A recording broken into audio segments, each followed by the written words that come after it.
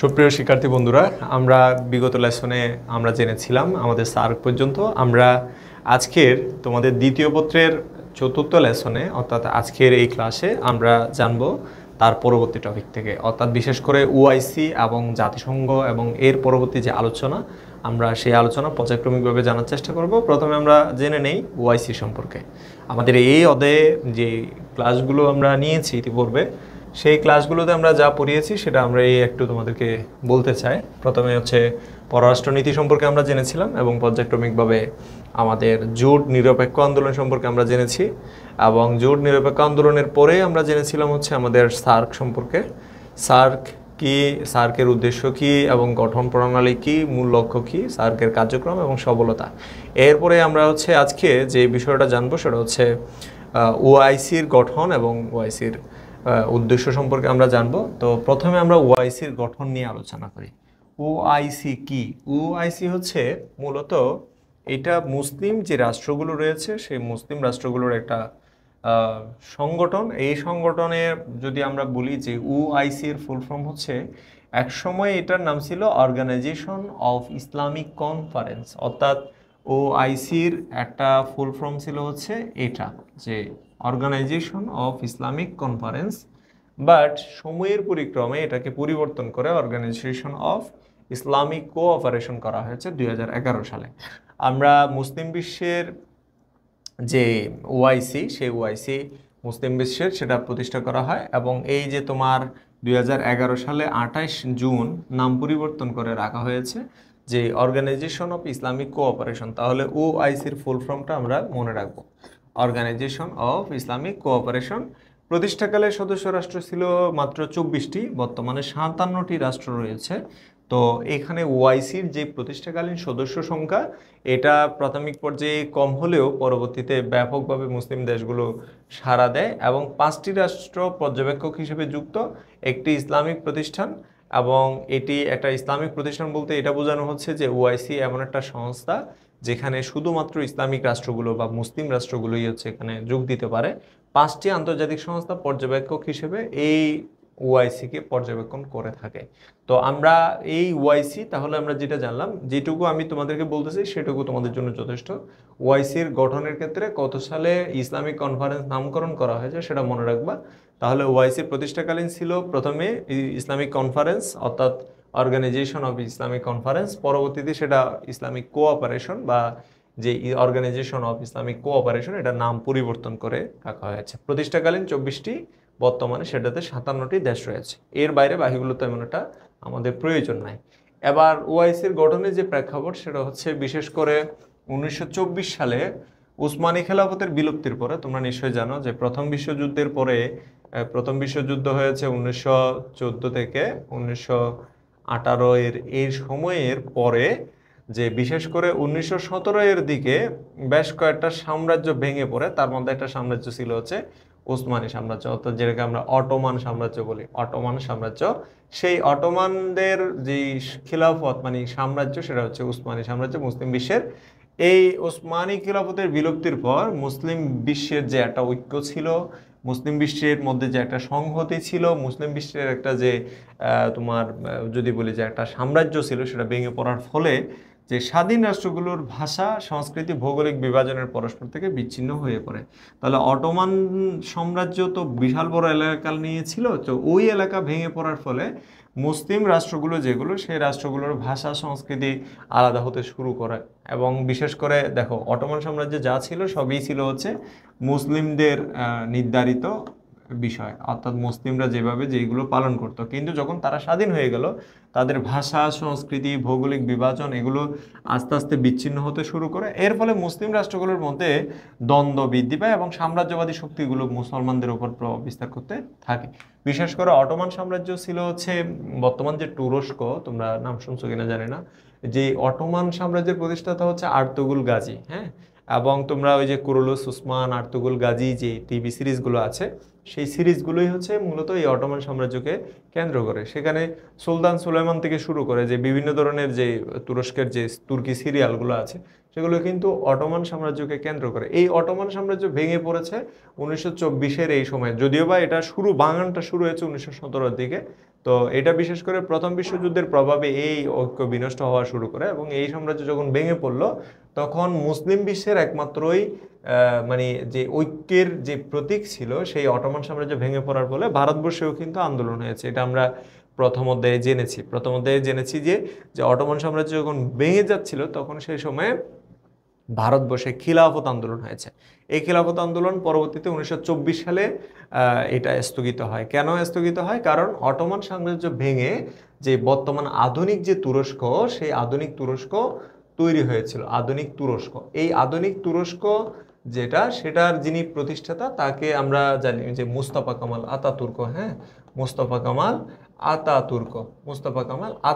এই যে মুস্তাফা কামাল আতাতুর্ক, তিনি হচ্ছে আধুনিক তুরস্কের জনক। তো তিনি হচ্ছে 1924 সালে ঘোষণা দিলেন যে এখন থেকে খিলাফত নয়, বরং তুরস্ক চলবে আধুনিক রাষ্ট্র হিসেবে। এবং তুরস্ক তখন যে ইউরোপের অন্তর্ভুক্ত, অর্থাৎ বর্তমানে ইউরোপ এবং এশিয়ার মধ্যবর্তী যে দেশ, সেই মধ্যবর্তী অর্থাৎ দুইটা দেশের মধ্যেই, মানে দুইটা মহাদেশের মধ্যেই সীমানা রয়েছে, সেটা হচ্ছে তুরস্ক। তাহলে আমরা যেটা জানলাম সেটা হচ্ছে 24-এ যখন হচ্ছে এই অটোমান সাম্রাজ্য ভেঙে পড়লো তখন মুসলমানদের মধ্যে যে ঐক্য বিনষ্ট হতে শুরু করলো এবং প্রত্যেকটা স্বাধীন দেশ তাদের নিজস্ব ভাষা সংস্কৃতি অনুযায়ী তারা নিজেদের মতো করে সাজতে শুরু করলো, ফলে মুসলিম রাষ্ট্রগুলোর মধ্যে দ্বন্দ্ব বৃদ্ধি পেতে শুরু করলো। যখন অটোমান সাম্রাজ্য ভেঙে গেল, একটা সময় অটোমান সাম্রাজ্য থেকে যে ঘোষণা দেওয়া হতো সেই ঘোষণায় মুসলিম বিশ্বের মানুষেরা মেনে চলতো, চেষ্টা করতো মেনে চলার। সেই ক্ষেত্রে গিয়ে যখন অটোমান সাম্রাজ্য ভেঙে গেল তখন মুসলমানদের ঐক্য কি হবে এটা ভেবেই মূলত সেই সময়ে তাৎক্ষণিকভাবে সে সময়ে তোমার এক ধরনের মুসলমানদের ঐক্যের জন্য একটা প্রয়োজনীয় সংস্থার প্রয়োজন দেখা দেয়, অর্থাৎ হচ্ছে একটা সংস্থার প্রয়োজন দেখা দেয়। ওটা ছিল একটা কারণ। দ্বিতীয় আর একটা কারণ হচ্ছে যে তাৎক্ষণিক যে কারণটা, সেটা হচ্ছে 1967 সালে আরব ইসরায়েল যুদ্ধের পর ইসরায়েল যখন 1969 সালে যে তোমার 21 আগস্ট জেরুজালেমের মসজিদুল আকসায় অগ্নিসংযোগ করে। তোমরা জানো যে খুব্বাজাত সাকরা যেটাকে বলে, অর্থাৎ তোমরা যেই ডোম অফ রক যেটা অর্থাৎ তুরস্কে যেটা আছে, ইসরায়েলে যেটা আছে, এই ইসরায়েলে না, ফিলিস্তিনে যেটা আছে জেরুজালেম, সেই জেরুজালেম মসজিদুল আকসায় যখন ইহুদিরা অর্থাৎ ইসরায়েলিরা যখন হচ্ছে অগ্নিসংযোগ করলেন, এই সময়ে 1969 সালে যখন হচ্ছে ইসরায়েলিরা আগুন দিল সেই জায়গাটাতে, এই ঘটনার প্রতিবাদে মুসলিম বিশ্বের তীব্র ক্ষোভ ছড়িয়ে পড়ে এবং ওইটাই ছিল হচ্ছে তাৎক্ষণিক কারণ। এবং এরপরেই হচ্ছে পরবর্তীতে মুসলিম বিশ্বের যারা মুরল বা নেতারা আছেন তারা বসে যে সিদ্ধান্ত নিল যে মুসলমানদের জন্য একটা ঐক্যের প্ল্যাটফর্ম দরকার, একটা প্রতিষ্ঠান দরকার, যেই প্রতিষ্ঠানটা মূলত যে কি করবে, যে মুসলমানদের মধ্যে ঐক্য প্রতিষ্ঠা করবে এবং মুসলমানদের স্বার্থ সংশ্লিষ্ট বিষয়গুলোকে যে তোমার একত্রিত করবে। তো প্রতিষ্ঠার ক্ষেত্রে সবচেয়ে গুরুত্বপূর্ণ যে ভূমিকাটা রেখেছে সেটার মধ্যে একটা হচ্ছে প্রেক্ষাপট হচ্ছে এটা, যেখানে আমরা জানি যে যেটা আমরা অটোমান সাম্রাজ্য অর্থাৎ উসমানী খিলাফত সেটা বিলুপ্ত হয়েছিল। এরপরে তাৎক্ষণিক যে কারণটা সেটা হচ্ছে 69-এর এই সময়ে অর্থাৎ ইসরায়েল যুদ্ধের পর ইসরায়েল যখন 69-এর 21 আগস্ট জেরুজালেমে যখন মসজিদুল আকসায় যখন অগ্নিসংযোগ করা হয়েছিল, সেই ঘটনার প্রতিবাদে মুসলিম বিশ্বের তীব্র ক্ষোভ ছড়িয়ে পড়েছিল। এর ফলশ্রুতিতেই ওআইসি গঠনের বিষয়ে আরব দেশগুলো সহ মুসলিম দেশের প্রায় 14টি দেশ সেই সময়ে একটা বৈঠক বসে 21 আগস্টের পরে, মানে 25 আগস্ট কায়রো বলতে মিশরের রাজধানী কায়রো, মিশরে 14টি দেশ একত্রিত হয়ে একটা বৈঠক বসেন এবং সৌদি আরব প্রস্তাব দেন মুসলিম বিশ্বের রাষ্ট্রপ্রধানদের নিয়ে একটি সম্মেলন করা জরুরি। এবং পরবর্তীতে এই সময়ে মরক্কোর রাজধানী রাবাতে প্রথম ইসলামী শীর্ষ সম্মেলন অনুষ্ঠিত হয়। তাহলে প্রথমে 14টি দেশ নিয়ে আরব বিশ্বের দেশগুলো, বিশেষ করে মিশরে সেই কায়রোতে একটা সম্মেলন বা হচ্ছে একটা সভা অনুষ্ঠিত হয়। সেখানে সিদ্ধান্ত হয় যে সৌদি আরবের প্রস্তাব অনুযায়ী সেটা হচ্ছে শীর্ষ নেতাদের নিয়ে একটা সম্মেলন করা দরকার। এবং পরবর্তীতে মরক্কোর রাজধানী রাবাতে প্রথম ইসলামী যে শীর্ষ সম্মেলন সেটা অনুষ্ঠিত হয় এবং সিদ্ধান্ত হয় একটি অস্থায়ী সংগঠন গঠন করার, যেটা পরবর্তীতে তোমরা জানো যে এই ওআইসি নামে প্রতিষ্ঠিত হয়েছে। 1970 সালের মার্চের প্রথমবারের মতো মুসলিম পররাষ্ট্রমন্ত্রীদের সম্মেলন অনুষ্ঠিত হয়।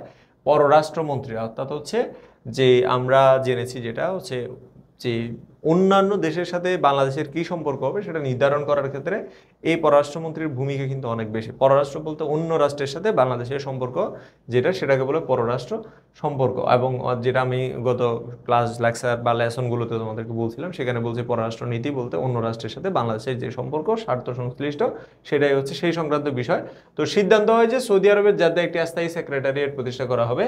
মালয়েশিয়ার প্রধানমন্ত্রী টেঙ্কু আব্দুর রহমানকে প্রথম সেক্রেটারি জেনারেল করা হয়। তাহলে আমরা জানলাম যে ওআইসির প্রথম সেক্রেটারি জেনারেল ছিলেন হচ্ছে মালয়েশিয়ার টেঙ্কু আব্দুর রহমান, এবং সৌদি আরবের জেদ্দায় একটি স্থায়ী সেক্রেটারিয়েট করার যে পরামর্শ দেওয়া হয়েছিল, যে সেই অনুযায়ী হচ্ছে জেদ্দায় একটি স্থায়ী সেক্রেটারিয়েট প্রতিষ্ঠা করা হবে বলে মন্তব্য করে। এবং 72-এর জেদ্দায় তৃতীয় পররাষ্ট্র সম্মেলন ওআইসির খসড়া সনদ অনুমোদিত হয়। এভাবেই শুরু হয় organisation of Islamic conference cooperation. পরবর্তীতে সেটা তোমরা প্রথমে ছিল কনফারেন্স, পরে কোঅপারেশন হয়েছে ওআইসি। তো এরপরে আমরা যদি একটু দেখি যে ওআইসির যে সম্মেলনগুলো হয়েছে, বিশেষ করে সম্মেলন বলতে এখানে প্রশাসনিক কাঠামোকে বোঝাচ্ছি আমি, যে ওআইসির যে কাঠামো তার 3টা স্তরে বিভক্ত। প্রথম হচ্ছে রাষ্ট্রপ্রধানদের, যেটা আমি তোমাদেরকে সার্কের ক্ষেত্রে বলছিলাম। সার্কের ক্ষেত্রে আমরা 5টা স্তরে দেখেছিলাম, এখানে 3টা স্তরের কথা বলছে। একটা হচ্ছে রাষ্ট্রপ্রধানদের সম্মেলন, পররাষ্ট্রমন্ত্রীদের কনফারেন্স। রাষ্ট্রপ্রধানদের সম্মেলন হচ্ছে এটা সর্বোচ্চ নীতি নির্ধারণী একটা সম্মেলন। আর অন্যদিকে পররাষ্ট্রমন্ত্রীদের যেটা আছে সেটা হচ্ছে প্রতি বছর অন্তত একবার অনুষ্ঠিত হবে, এবং 2/3 সদস্যের উপস্থিতিতে কোরাম গঠিত হবে। 2/3 মানে হচ্ছে যে আমরা বললাম 57টি দেশ, সেখানে এটাকে আমরা যদি 2/3 ধরি তাহলে ইকুয়েশনটা হবে এরকম 3/2, অর্থাৎ এটা দিয়ে এটাকে কাটলে যেই সংখ্যাটা পাওয়া যায় সেটা দিয়ে 2 গুণ করলে যেই সংখ্যাটা আসবে সেটাই হচ্ছে কোরাম গঠনের যে তোমার সদস্য সংখ্যা। ঠিক আছে, তাহলে এই 2/3 সদস্যের সমর্থনে যে কোনো সিদ্ধান্ত গৃহীত হবে, অর্থাৎ 2/3 সদস্য যদি যেটা বলে সেটাই গৃহীত হবে। তো 3 নম্বর যেটা আছে ইসলামী সেক্রেটারিয়েট বা 500 সংগঠনগুলো, যেমন তোমরা ওআইসির একটা কার্যনির্বাহী সংস্থা, এটি একজন সেক্রেটারি জেনারেল থাকবে, 3জন সহকারী সেক্রেটারি জেনারেল এবং প্রয়োজনীয় স্টাফ বলতে অফিসের স্টাফ। প্রধান কাজ হচ্ছে কনফারেন্সের সিদ্ধান্ত বাস্তবায়ন এবং কনফারেন্সের রিপোর্ট প্রদান, 500 সংগঠনগুলোর তদারকি করা। এখানে 500 সংগঠন বলতে ধরো ওআইসির অধীনে অন্যান্য যে কর্মকাণ্ডগুলো পরিচালিত হয় সেগুলোকে তদারকি করা হচ্ছে ইসলামী সেক্রেটারিয়েট ও অন্যান্য সংগঠনের কাজ। তাহলে একজন সেক্রেটারি জেনারেল থাকবে, আর বাকি 3জন হচ্ছে সহকারী সেক্রেটারি এবং অন্যান্য অফিস স্টাফ নিয়েই হচ্ছে যে ওআইসির সেক্রেটারিয়েট। বর্তমানে 12তম সেক্রেটারিয়েট হিসেবে যিনি দায়িত্ব পালন করছেন তিনি হচ্ছে মূলত সাদ প্রজাতন্ত্রের হুসাইন ব্রাহিম তাহা। ঠিক আছে, হুসাইন ব্রাহিম তাহা। ওআইসির লক্ষ্য উদ্দেশ্য কি? লক্ষ্য উদ্দেশ্য হচ্ছে এগুলা: ইসলামী সংহতি বৃদ্ধি, বহুমুখী সহযোগিতা, সেটা অর্থনৈতিক হোক, সামাজিক হোক, সাংস্কৃতিক হোক, প্রযুক্তিগত হোক, এইগুলো সব দিক থেকেই এক দেশ আরেক দেশের সহযোগিতা, বিশেষ করে মুসলিম কান্ট্রিগুলোর মধ্যে। বৈষম্য উপনিবেশিকতা বিলোপ করা, অর্থাৎ উপনিবেশিক যে শাসন শোষণ সেটাকে বিলোপ করা বা সেটাকে বাতিল করা। এরপরে শান্তি ও নিরাপত্তা রক্ষা, এগুলো সবই হচ্ছে ওআইসির কর্মকাণ্ড লক্ষ্য উদ্দেশ্যের মধ্যে রয়েছে। তাহলে লক্ষ্য উদ্দেশ্যের মধ্যে আবার একটু আমরা রিমাইন্ড করি যে ইসলামিক সংহতি বৃদ্ধি করা, ইসলামী দেশগুলোর মধ্যে ঐক্য, ভ্রাতৃত্ব এবং জোরদার করা, বহুমুখী সহযোগিতা, একটা দেশ আরেকটা দেশকে অর্থনৈতিক, সামাজিক, সাংস্কৃতিক এবং হচ্ছে বিজ্ঞান প্রযুক্তিগত সহায়তা সহ যত ধরনের টেকনিক্যাল সহযোগিতা দরকার সেগুলো প্রদান করা। এর পাশাপাশি হচ্ছে বৈষম্য উপনিবেশিক, তোমরা জানো যে আরব দেশগুলো একটা দীর্ঘ সময় বিভিন্ন উপনিবেশিক শাসন শোষণের মধ্য দিয়ে, বিশেষ করে এশিয়ার দেশগুলো যেগুলো মুসলিম কান্ট্রি, আফ্রিকার যে মুসলিম কান্ট্রিগুলো সেগুলো বিভিন্ন সময় উপনিবেশিক শাসন শোষণের মধ্য দিয়ে গেছে। আধিপত্যবাদীদের অধীনে থেকে তারা দীর্ঘ কারণে তারা অর্থনৈতিকভাবে এবং হচ্ছে অন্যান্য দিক থেকে পিছিয়ে পড়েছে। শান্তি এবং নিরাপত্তা বজায় রাখা, এটাও তোমার ওআইসির একটা লক্ষ্য উদ্দেশ্যের মধ্যে পড়ে। এর পাশাপাশি ওআইসির ওই যে পবিত্র স্থান ও ফিলিস্তিন ইস্যু, পবিত্র স্থান বলতে আমরা যেটা জানি হোলি ল্যান্ড বলা হয়। হোলি ল্যান্ড হচ্ছে কোনটা? জেরুজালেমকে বলা হয় হোলি ল্যান্ড। তো ফিলিস্তিনেই তো জেরুজালেমের অবস্থান, তাই না? তো মুসলমানদের যে পবিত্র স্থানগুলো সেগুলো, বিশেষ করে তোমার সৌদি আরবের যে মক্কা মদিনা সেগুলো পবিত্র স্থান। হোলি ল্যান্ড হিসেবে পরিচিত জেরুজালেম মুসলমানদের জন্য একটা পবিত্র স্থান, এবং এই কারণে এগুলোর ফিলিস্তিন ইস্যু, যেমন ফিলিস্তিন যে দেশটা সেটা একটা মুসলিম রাষ্ট্র, সেই দেশকে যাতে ইসরায়েলিরা কোনোভাবে দখল করতে না পারে সেই বিষয়ে মুসলমানদের সমর্থন এবং সহায়তা প্রদানের কথা বলা হয়েছে। এবং মুসলিম অধিকার সংরক্ষণ, মুসলমানদের মান সম্মান এবং হচ্ছে স্বাধীনতা এবং জাতীয় অধিকার রক্ষার জন্য মুসলিম দেশগুলো কাজ করবে বলে তারা সেই লক্ষ্য উদ্দেশ্যের ক্ষেত্রে বলেছে। বৈশ্বিক সহায়তা বৃদ্ধি, অর্থাৎ সদস্য রাষ্ট্র ও অন্যান্য দেশের সাথে যে সহযোগিতা সমঝোতার পরিবেশ সৃষ্টি করা, বিশেষ করে যে 57টি মুসলিম রাষ্ট্র আছে যেগুলো ওআইসি ভুক্ত, সেই ওআইসি ভুক্ত দেশগুলো এক দেশ আরেক দেশকে সহযোগিতার যে লক্ষ্য, সেই লক্ষ্য নির্ধারণ করার মাধ্যমে মূলত ওআইসি গঠিত হয়েছে। তো ওআইসির সাথে বাংলাদেশের সম্পর্ক কি? ওআইসির সাথে বাংলাদেশের সম্পর্ক হচ্ছে খুব ঘনিষ্ঠ। মুক্তিযুদ্ধ চলাকালীন ওআইসি উভয় দেশের সাথে একটি নিষ্পত্তিকারী মিশন পাঠানোর সিদ্ধান্ত নেওয়া হয়েছিল। স্বাধীনতার পর 71 থেকে 74 পর্যন্ত বাংলাদেশ ওআইসির সাথে কোনো সম্পর্ক ছিল না, কারণ মুসলিম বিশ্ব বিশেষ করে পশ্চিম পাকিস্তানকে সমর্থন করার কারণে, দেখো মুসলিম বিশ্বের বেশিরভাগ দেশই পশ্চিম পাকিস্তানকে সমর্থন করেছে, পূর্ব পাকিস্তানকে সমর্থন করেন নাই। কারণ হচ্ছে পশ্চিম পাকিস্তানি বা পাকিস্তানিরা প্রচার করেছিল যে বাংলাদেশের যারা যুদ্ধ করতেছে তাদের মধ্যে অনেকে ভারত দ্বারা উদ্দেশ্য প্রণোদিতভাবে বাংলাদেশকে পাকিস্তান থেকে আলাদা করার একটা ষড়যন্ত্র করছে। তারা যুদ্ধটাকে ষড়যন্ত্র হিসেবে দেখেছে এবং সেটাকে প্রচার করেছে। এই কারণে আরব বিশ্বের দেশগুলো স্বাধীনতার পরে দীর্ঘ সময় পর্যন্ত বাংলাদেশকে স্বীকৃতি দেয় নাই, যার কারণে বাংলাদেশও ওআইসির সদস্য হয় নাই। পরবর্তীতে সদস্যপদ লাভ করেছে 74 সালে ওআইসির দ্বিতীয় শীর্ষ সম্মেলনে পাকিস্তানের যে স্বীকৃতির শর্তে অংশগ্রহণ করে, অর্থাৎ পাকিস্তান যদি বাংলাদেশকে স্বীকৃতি দেয় দেন বাংলাদেশ ওআইসিতে অংশগ্রহণ করবে। এবং সেই সময়ে শেখ মুজিবুর রহমানের আহ্বানে পাকিস্তান বাংলাদেশকে স্বীকৃতি প্রদান করে এবং বাংলাদেশকে সদস্যপদ দেওয়া হয়। তাহলে 74-এর যে সময়টা, 1974-এ বাংলাদেশ যে ওআইসির সদস্যপদ লাভ করে। তাহলে 1974-এর বাংলাদেশ ওআইসির সদস্যপদ লাভ করে। এরপরে ওআইসির সাথে বাংলাদেশের যে সম্পর্ক, সেটা আমি একটু আগেই তোমাদেরকে যেটা বলছি, বাংলাদেশের সাথে ওআইসির সম্পর্ক হচ্ছে গঠনের ক্ষেত্রে, যেটা 71-এর পরে তারা বাংলাদেশকে সহযোগিতা করে নাই ওআইসি, কারণ এটা খুবই ভ্যালিড একটা রিজন যে যেটা পাকিস্তান, ইস্ট পাকিস্তানের অথবা পূর্ব পাকিস্তানকে তারা মনে করেছে যে ইন্ডিয়াই হচ্ছে এই বাংলাদেশকে আলাদা করার ক্ষেত্রে প্ররোচনা দিচ্ছে। এটা মনে করে মূলত তারা এটা করেছিল যে না, যে পূর্ব পাকিস্তান পশ্চিম পাকিস্তান এই দুইটা যদি এক থাকে তাহলে সেটা ইন্ডিয়ার জন্য ভালো হচ্ছে না, বিদায় ইন্ডিয়া কি করতেছে, বাংলাদেশকে আলাদা করে ফেলার ষড়যন্ত্র করতেছে। আর যারা বাংলাদেশে যুদ্ধ করতেছে তারা হচ্ছে দেশদ্রোহী এবং তারা ইন্ডিয়ার ষড়যন্ত্রে পা দিয়েছে। এটা মনে করেই মূলত পশ্চিম বিশ্বের দেশগুলোতে, অর্থাৎ বিশেষ করে হচ্ছে আরব দেশগুলোতে প্রচার করেছিল, যার কারণে ওআইসি ভুক্ত যে দেশগুলো ছিল সেগুলো বাংলাদেশকে স্বীকৃতি দেয় নাই। বিশেষ করে পাকিস্তান যেহেতু দেয় নাই, তো বাংলাদেশ ওআইসিতে যোগ দেয় নাই। পরে 74-এ যে পাকিস্তান স্বীকৃতি দিবে এই শর্তেই ওআইসিতে বাংলাদেশ যোগদান করেছিল। পরবর্তীতে বাংলাদেশ 1974-এ ওআইসির সদস্যপদ লাভ করে। তো ওআইসি বাংলাদেশে যেটা করেছে যে একটা ইউনিভার্সিটি প্রতিষ্ঠা করেছে এবং ওআইসির অর্থায়নে প্রতিষ্ঠিত শিক্ষার্থীদের মেকানিক্যাল, ইলেকট্রনিক্স এবং কেমিক্যাল প্রকৌশলে প্রশিক্ষণ প্রদান করা হচ্ছে। এবং ওআইসি দেশের শিক্ষার্থীদের জন্য উচ্চশিক্ষার সুযোগ, যেমন ধরো ওআইসিভুক্ত দেশগুলোর মধ্যে পারস্পরিক বিনিময় হয়, শিক্ষার্থী বিনিময়, অর্থাৎ হচ্ছে যে ওআইসিভুক্ত দেশগুলো দুবাই, সৌদি আরব বা হচ্ছে তোমার মিশর, এরকম বিভিন্ন বিশ্ববিদ্যালয়ে পড়াশোনার যে সুযোগ সেটা ওআইসিভুক্ত দেশগুলো একটা দেশ আরেকটা দেশকে দিয়ে থাকে। তাহলে ওআইসিভুক্ত দেশগুলো পরস্পরকে যে শিক্ষা, প্রকৌশল এবং হচ্ছে অন্যান্য ক্ষেত্রে সহযোগিতার পাশাপাশি যে তোমার শিক্ষার্থী বিনিময়, যেটা আমরা বলি এক বিশ্ববিদ্যালয় থেকে অন্য বিশ্ববিদ্যালয়ে, এক দেশ থেকে অন্য দেশে নিয়ে যাওয়ার বিষয়গুলো, এগুলো ওআইসির মধ্যে হয়ে থাকে। তাহলে ওআইসিভুক্ত দেশগুলো বিনিময়ের মাধ্যমে যে তোমার শিক্ষার্থীদের উচ্চশিক্ষা সুযোগ প্রদান করে। তো ওআইসিতে বাংলাদেশের সক্রিয় অংশগ্রহণের কথা যদি বলি, যে বাংলাদেশের ওআইসি কমিটিতে সক্রিয় ভূমিকা রাখছে, যেমন 1413 সদস্য বিশিষ্ট তথ্য সংস্কৃতি কমিটি, সদস্য বিশিষ্ট আল কুদুস কমিটি এবং অন্যদিকে 3 সদস্য বিশিষ্ট নির্বাহী শীর্ষ কমিটি। এইভাবেই হচ্ছে বিভিন্ন কমিটিতে বাংলাদেশের অংশগ্রহণ ছিল। আমরা ওইটাতে আর যাচ্ছি না। ওআইসির বিষয়ে এখানে সক্রিয় অংশগ্রহণের ক্ষেত্রে আমরা দেখি যে 1983 সালে Islamic council for civil aviation, এটাতেও বাংলাদেশ অংশগ্রহণ করেছে। ফিলিস্তিনিদের ন্যায্য অধিকারের জন্য বাংলাদেশ আন্দোলন করে যাচ্ছে, দাবি জানিয়ে যাচ্ছে। এবং এর পাশাপাশি 1981 সালে ইরাক বিরোধ নিষ্পত্তির জন্য 9 সদস্য বিশিষ্ট কমিটিতেও বাংলাদেশের অবস্থান ছিল। তাহলে বাংলাদেশ ওআইসিতে বিভিন্ন কমিটিতে সক্রিয় ভূমিকা পালন করেছে। তার মধ্যে এগুলো তোমাদের এত বেশি মুখস্থ করার দরকার নাই, তোমরা জাস্ট মনে রাখবা 1983-তে যে প্রতিষ্ঠিত Islamic council for civil aviation, সেটাতেও বাংলাদেশের অংশগ্রহণ ছিল। 1981-তে ইরাক যুদ্ধে, যে তোমরা জানো ইরাক যে যুদ্ধ হয়েছিল, সেখানে ইরাক যুদ্ধ যাতে বন্ধ করা যায় সেই জন্য হচ্ছে 9 সদস্য বিশিষ্ট যে কমিটি গঠন করা হয়েছে, সেখানেও বাংলাদেশের একটা অংশগ্রহণ ছিল। তাহলে বাংলাদেশের সাথে ওআইসির একটা যে সম্পর্ক, সেটা খুবই গুরুত্বপূর্ণ এবং হচ্ছে খুবই দারুণ সম্পর্ক এবং বাংলাদেশ শিক্ষার্থী বিনিময় থেকে শুরু করে প্রযুক্তি ক্ষেত্রে। তবে ওআইসির কিছু ব্যর্থতাও আছে।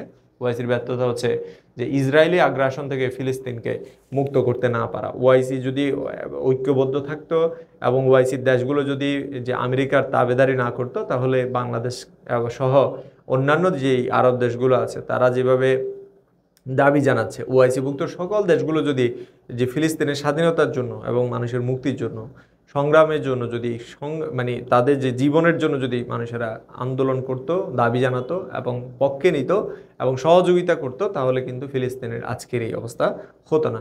তো হয়তো এই ভিডিওটা বানানোর সময় ফিলিস্তিনের এই যে আপামর জনসাধারণ এখনও হয়তো মরছে, অনেকে অদ্যাহারে অনাহারে দুর্ভিক্ষের কারণে, হয়তো অদূর ভবিষ্যতে এই ভিডিও থাকবে, হয়তো তাদের এই দুর্দশা দুর্ভিক্ষ এবং কষ্ট তাদের হয়তো আর থাকবে না। আমরা দোয়া করি।